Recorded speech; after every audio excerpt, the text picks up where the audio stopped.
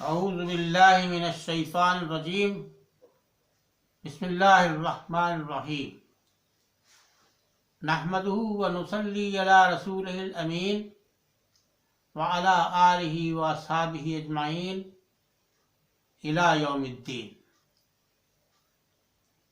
ناظرین اکرام، یہ فتح مکہ کے تذکرے کا آخری دن ہے، یعنی آخری قسط ہے جو آج ہم آپ کے سامنے لے کر آئے ہیں۔ پیارے نبی صلی اللہ علیہ وسلم نے کعبۃ اللہ کی تمام ناپاک بتوں سے تطہیر فرما دی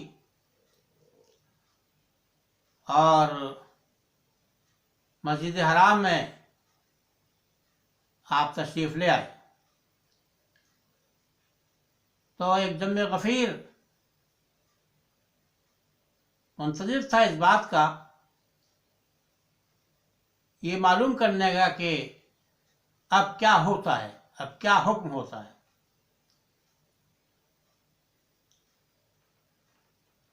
تو اللہ کے رسول صلی اللہ علیہ وسلم نے ان سب کے سامنے ایک خطاب فرمایا کہ ایک اللہ کے سوا کوئی معبود نہیں، اس کا کوئی شریک نہیں۔ اس نے اپنا وعدہ سچا کر دکھایا، اس نے اپنے بندے کی مدد کی اور اس نے اکیلے ہی تمام لشکروں کو شکست دی۔ آخر تمام کبر و غرور، خون کے تمام جاہلی دعوے، سود اور مال کے تمام مطالبے اور خون کے تمام جاہلی دعوے، سود اور مال کے تمام مطالبے میرے قدموں کے نیچے ہیں، یعنی ان سب کو ختم کر دیا آپ نے۔ پھر فرمایا، اے قریش، اب خدا نے تمہارے تمام جاہلیت کے غرور اور نسب کے فخر کو مٹا دیا۔ تمام انسان آدم کی اولاد ہیں اور آدم مٹی سے بنے تھے۔ پھر قرآن کریم کی ایک آیت پڑھی جو سورہ الحجرات کی آیت نمبر 13 ہے۔ اعوذ باللہ من الشیطان الرجیم بسم اللہ الرحمن الرحیم یا ایہا الناس انا خلقناکم من ذکر وانثی وخلقناکم شعوبا وقبائل لتعارفوا ان اکرمکم عند اللہ اتقاکم ان اللہ علیم خبیر۔ اے لوگو، ہم نے تمہیں ایک مرد اور عورت کے جوڑے سے پیدا کیا اور تمہیں قبیلوں اور قوموں میں تقسیم کیا تاکہ تم ایک دوسرے کو پہچان سکو۔ اللہ کے نزدیک تمہارے اندر زیادہ مکرم اور زیادہ برگزیدہ وہ ہے جو اللہ سے زیادہ ڈرنے والا ہے، اور بلا شبہ اللہ تعالیٰ جاننے والا اور خبر رکھنے والا ہے۔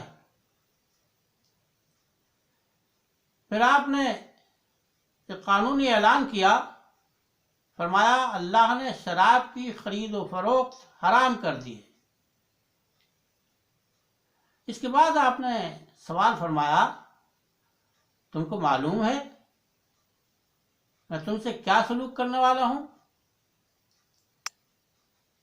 یہ سوال بڑا اہم سوال تھا، اور اسی سوال کا جواب سننے کے لیے دراصل وہاں یہ لوگ سب کے سب جمع تھے، اور سب فکر مند تھے کہ پتہ نہیں پیارے نبی صلی اللہ علیہ وسلم کی طرف سے کیا حکم نازل ہو اور کیا حکم دیا جائے۔ تو خود رسول اللہ صلی اللہ علیہ وسلم نے یہ سوال کر لیا، تم کو معلوم ہے میں تم سے آج کیا سلوک کرنے والا ہوں؟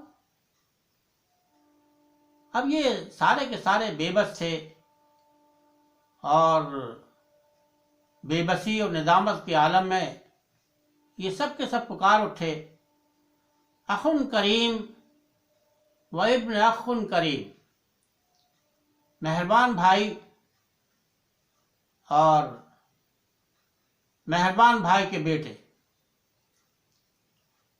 یہ الفاظ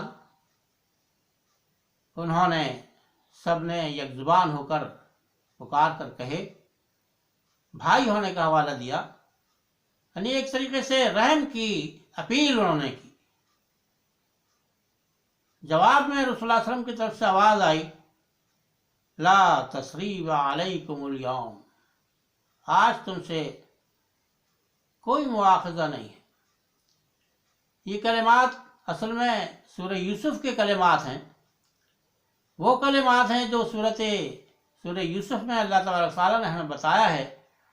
حضرت یوسف نے اس وقت ادا کیے جب ان کے بھائی تمام تر رنجشیں اپنی نکالنے کے بعد، ہر طرح کی مصیبتیں ان پر ڈالنے کے بعد بڑے دربار میں فرعون کے یہاں پہنچے، ان کے سامنے ندامت کا اظہار کیا، تو حضرت یوسف نے یہی الفاظ دہرائے تھے، لا تثریب علیکم اليوم۔ وہی الفاظ پیارے نبی صلی اللہ علیہ وسلم نے بھی وہاں دہرائے کہ تم پر آج کوئی مواخذہ نہیں ہے، تم سے کوئی سوال نہیں کیا جائے گا، تم سے کوئی جرح نہیں کی جائے گی۔ آج اذهبوا انتم الطلقاء، چلے جاؤ تم سب آزاد ہو، یعنی آزادی کا پروانہ رسول اللہ صلی اللہ علیہ وسلم نے آپ کو سب ان کو دے دیا۔ یہ تھی رسول اللہ صلی اللہ علیہ وسلم کی وہ مہربانی، جس مہربانی کے ساتھ پیارے نبی صلی اللہ علیہ وسلم کو اللہ تعالیٰ نے پیدا کیا تھا، پیش کیا تھا، بھیجا تھا۔ رحمت للعالمین آپ تھے، اور اسی رحمت للعالمین ہونے کا نتیجہ ایک یہ تھا کہ آپ نے مہاجرین کو یہ مشورہ دیا کہ وہ مکے میں اپنے مکانات اور املاک سے دستبردار ہو جائیں۔ اللہ کی خاطر جن مکانات کو، جن املاک کو چھوڑ کر وہ مدینہ گئے تھے، اب فتح کی صورت میں یہ نہ سوچیں کہ اب وہ املاک ہمیں پھر واپس مل جائیں۔ اللہ کی خاطر جس چیز کو تم نے ترک کر دیا، چھوڑ دیا، اللہ کی راہ میں دے دیا، اب اسے واپس لینے کی تمنا مت کرو۔ آپ نے حالانکہ یہ بات مشورے کے طور پہ کہی، ایک بلند معیار عمل کی طرف آپ نے مہاجرین کو پکارا، اور ہم جانتے ہیں اچھی طریقے سے مہاجرین کی تاریخ سے یہ بات واقف ہے، ہمیں پتہ ہے، اور مہاجرین کی تاریخ سے نہیں بلکہ انصار کی تاریخ سے بھی ہمیں معلوم ہے۔ انصار کی تاریخ نے بھی یہی سب باتیں ہمیں بتائی ہیں اور ہمارے سامنے ان کی آئی ہیں قربانی کی۔ تو مہاجرین نے اس کو بسر و چشم قبول کیا اور خوشی کے ساتھ اس املاک کو جو وہ چھوڑ کر کے گئے تھے انہی لوگوں کے لیے چھوڑ دیا جن کے اب ان پر قبضے ہو گئے تھے۔ پھر آپ نے کعبے کی کنجیاں عثمان بن طلحہ کو قیامت تک کے لیے دے دی۔ یہ عثمان بن طلحہ وہ ہیں جو پہلے ہی سے کعبۃ اللہ کی چابیاں اپنے پاس رکھتے تھے، ان کے پاس رہتی تھیں، کفر کی حالت میں بھی، جہالت کی حالت میں بھی، دور جہالت میں بھی انہی کے پاس تھیں یہ چابیاں، سلسلہ چلا آ رہا تھا۔ لیکن حضرت پیارے نبی صلی اللہ علیہ وسلم نے ایک موقع پر کعبۃ اللہ میں داخلہ لینا چاہا، وہاں جا کر اللہ کی عبادت کرنی چاہی، تو عثمان بن طلحہ سے یہ چابیاں مانگی، اس نے بہت سختی سے منع کر دیا، اور ایسی سختی سے جس میں نفرت کے جذبات تھے موجود۔ آپ نے اس وقت فرمایا کہ ایک وقت ایسا آئے گا کہ یہ کنجیاں میرے قبضے میں ہوں گی، اور میں جسے چاہوں گا یہ کنجیاں عطا کروں گا۔ یہ بات اس وقت آپ نے کہی جب آپ مکے میں دین کی تعلیم دے رہے تھے، اور آج یہ پوری ہو رہی تھی۔ یہ مکے کی فتح کے بعد جب آپ نے یہ چابیاں مانگی تو وہ اس نے دیں، اور جب پورا انتظام آپ نے کر لیا، مکے کی کعبۃ اللہ کی اور بیت الحرام کی، مسجد حرام کی تطہیر کر دی، تو پھر آپ نے وہ چابیاں اسی کو واپس کی. اور نہ صرف یہ کہ واپس کی، بلکہ قیامت تک کے لیے آپ نے یہ فرما دیا کہ قیامت تک یہ چابیاں اسی خاندان میں رہیں گی. یعنی عثمان بن طلحہ کے اولادوں ہی میں یہ چابیاں رہیں گی. اور حقیقت بھی یہی ہے، اس کا خیال تمام مسلمان اب تک رکھتے چلے آئے ہیں. کعبے کی جو کلید برداری کا جو عظیم اور بہت ہی بلند مرتبہ یہ ذمہ داری ہے، یہ اسی خاندان میں چلی آ رہی ہے. پھر رسول اللہ صلی اللہ علیہ وسلم کے حکم سے حضرت بلال نے کعبۃ اللہ کی چھت پر چڑھ کر اذان دی.